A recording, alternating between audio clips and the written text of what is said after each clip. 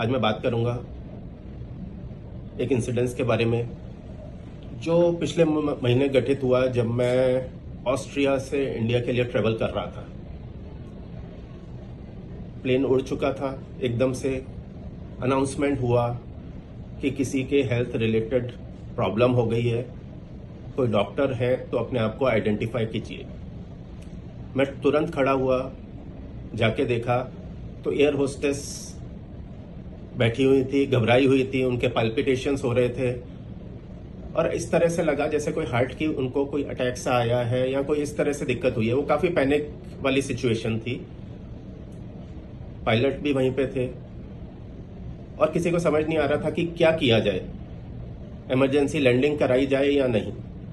मैंने जाके पेशेंट को देखा, तसल्ली दी, उनसे हिस्ट्री पूछी, पर हिस्ट्री में कहीं कुछ ऐसा नहीं था कि उनके कोई हार्ट संबंधित प्रॉब्लम हो।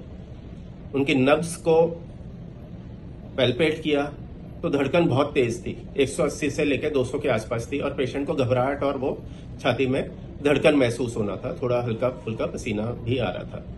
पर चूंकि धड़कन तेज थी, पेशेंट के सिम्टम्स ऐसे लग रहे थे कि सुप्रावेंट्रिकुलर टैकीकार्डिया हो सकता है, तो अपने पास जो चीज अवेलेबल वहां पे थी वो सिर्फ ये था कि कुछ नॉन फार्मेकोलॉजिकल कर सकते हैं अगर जिससे पेशेंट को नुकसान नहीं हो, वो चीज ट्राई की जा सकती है। और सुप्रावेंट्रिकुलर टैकीकार्डिया लग रहा था तो पेशेंट को आराम से लेटा के, एक कैरोटिड आर्टरी होती है यहाँ पे, उसको आप 10 सेकंड तक दबाते हैं। थोड़ी सी सावधानी रखनी होती है, उनकी पल्सेस देखनी होती है, पेशेंट के कोई और दिक्कत तो नहीं बढ़ रही हो, ये भी साथ साथ में देखना होता है। तो इसको कार्डियक साइनस मसाज कहते हैं।